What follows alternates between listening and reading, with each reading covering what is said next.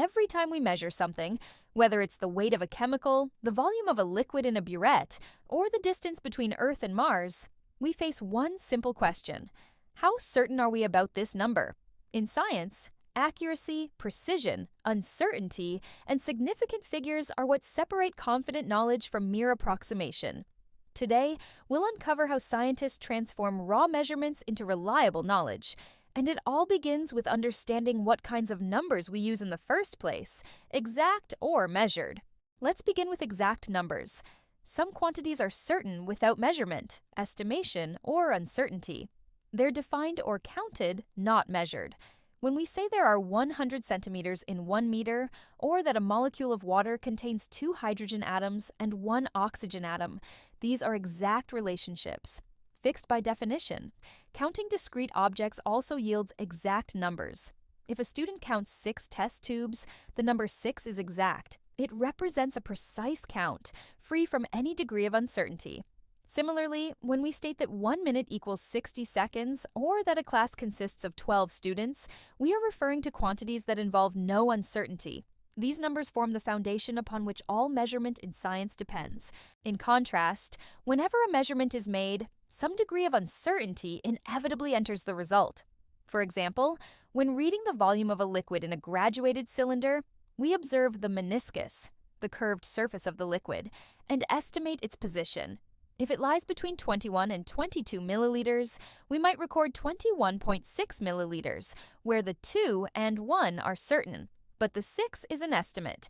Estimate the liquid volume in the graduated cylinder by subdividing the distance between the 21 and 22 milliliters marks into tenths and reading at the bottom of the meniscus. Different observers might record 21.5 or 21.7, reflecting slight variations in judgment. Every measurement, therefore, carries an element of uncertainty. So, how do scientists communicate uncertainty clearly? To express how much confidence we have in a measurement, scientists use significant figures. These digits tell us which part of a number is reliable and which part is uncertain. By definition, all digits in a measurement, including the estimated final digit, are known as significant figures. Recorded digits in measurements convey both value and certainty. For example, if a length is measured as 12.3 centimeters, the digits 1 and 2 are certain, and the 3 is estimated, giving the measurement 3 significant figures. Similarly, if the volume of liquid in a graduated cylinder is read as 21.8 milliliters, the digits 2 and 1 are certain, and the 8 is estimated, also resulting in 3 significant figures. Now consider 2 measurements involving zeros, 0.00450 grams and 1,500 grams. Which zeros in these examples add certainty, and which are just placeholders? Now that we understand why significant figures matter, let's learn how to identify them correctly. Every digit in a number has a role, but not all digits are significant. Zeros can either add certainty to a measurement or serve as placeholders, depending on their position. Let's go through the rules step by step. Rule 1. All non-zero digits are significant.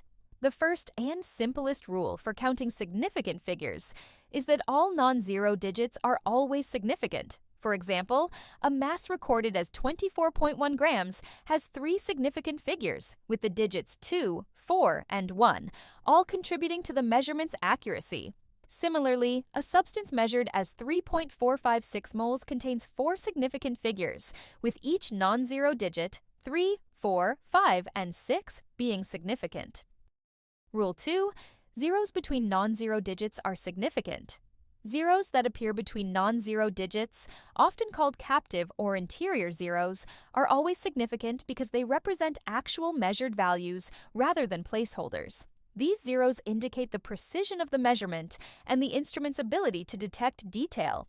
For example, a mass recorded as 1,005 kilograms contains 4 significant figures, with the zeros between the 1 and 5 contributing to the overall precision. Similarly, a volume measured as 8.06 liters has 3 significant figures, with the 0 between 8 and 6 being significant. Rule number 3. Leading zeros. Zeros to the left of the first non-zero digit are not significant. Leading zeros, which are zeros to the left of the first non-zero digit, are not significant because they serve only to locate the decimal point and do not affect the value of the number, not represent any measured information. For example, a length recorded as 0.0025 meters contains two significant figures, the digits 2 and 5, while the leading zeros are ignored. Similarly, a time measurement of 0.000507 seconds has three significant figures, with the zeros before the 5 not contributing to the measurement's precision. Rule number 4. Trailing zeros. Zeros at the end are significant only if a decimal point is present. For instance, a mass of 8.100 grams has four significant figures, and a volume of 0.0100 milliliters has three significant figures. In both cases, the zeros after the decimal point indicate that the instrument could reliably measure to that level of detail. Trailing zeros after a decimal point are always significant, as seen in 85.000, which contains five significant figures. Trailing zeros before a decimal point and after a non-zero digit are also significant, such as in 190.00, which has five significant figures. However, trailing zeros before an implied decimal point can be ambiguous and may merely serve as placeholders. For example, 2,100 meters could have 2, 3, or 4 significant figures depending on context. To eliminate ambiguity, scientists often use scientific notation. 2.1 times 10 to the third power meters clearly has two significant figures, while 2.10 times 10 to the third power meters has 3, showing exactly which zeros are significant. Rule number 5. Exact numbers have an infinite number of significant figures. Exact numbers are values that are known perfectly, either through counting or by definition, and they are considered to have an infinite number of significant figures. Because these numbers are exact, they do not introduce uncertainty into calculations. For example, by definition, 1 meter equals 100,000 centimeters, which also has infinite significant figures.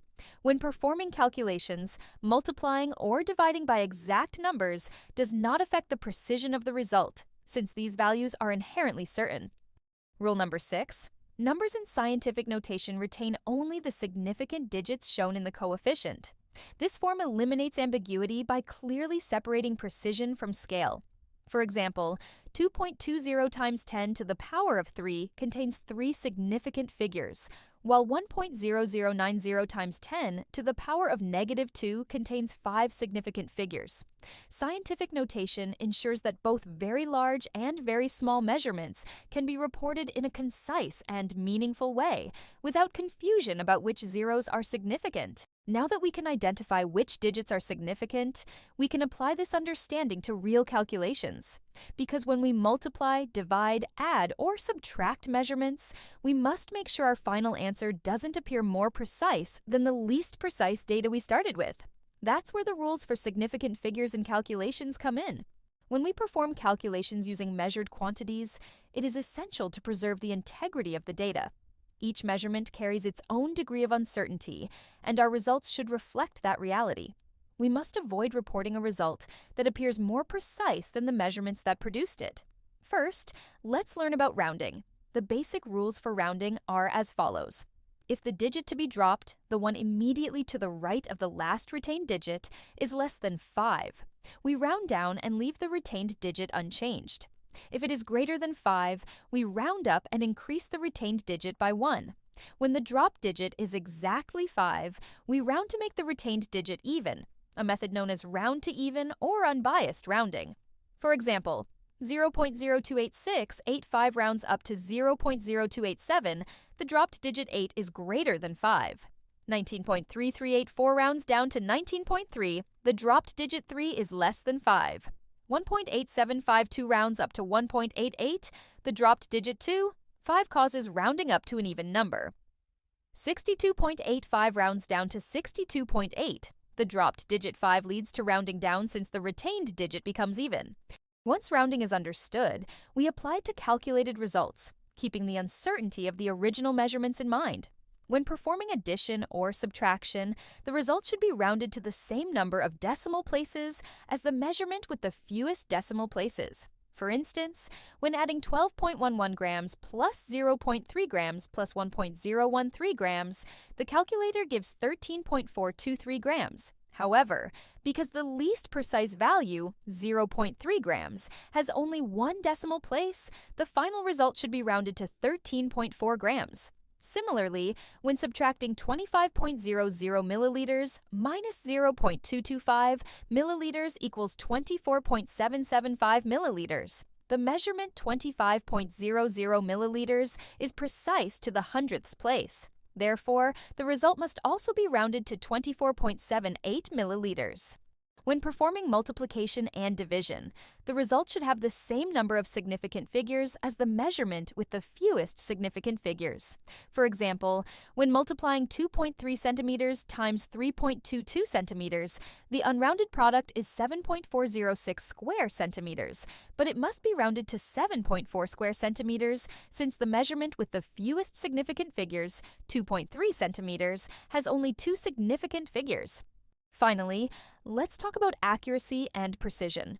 In science, especially in chemistry, accuracy and precision describe two different but equally important aspects of measurement quality. Accuracy refers to how close a measured value is to the true or accepted value, while precision refers to how closely repeated measurements agree with each other, regardless of whether they are correct. For example, imagine you are titrating an acid with a base in the laboratory. If the accepted concentration of the acid is 0.100 m and your result is 0.099 m, your measurement is accurate because it's very close to the true value. But if you perform 3 trials and obtain 0.099 molar, 0.099 molar, and 0.100 molar, then your results are both accurate and precise. On the other hand, if your results are 0.080 molar, 0.081 molar, and 0.080 molar, they are precise but not accurate. You're consistently wrong in the same direction. A simple analogy helps clarify this. Think of throwing darts at a target. If your darts cluster tightly together but miss the bullseye, you are precise but not accurate. If they scatter all over but average around the center, you are accurate on average but not precise. The ideal case is when all your darts are close together and near the bullseye, both accurate and precise. In conclusion, from distinguishing exact and measured numbers to understanding uncertainty and significant figures, each concept helps scientists express how confident they are in their data.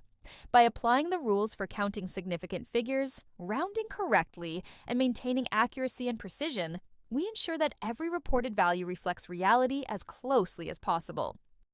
Enjoyed this video? Like, subscribe, and hit the bell for more chemistry content. Until next time, stay curious and keep exploring.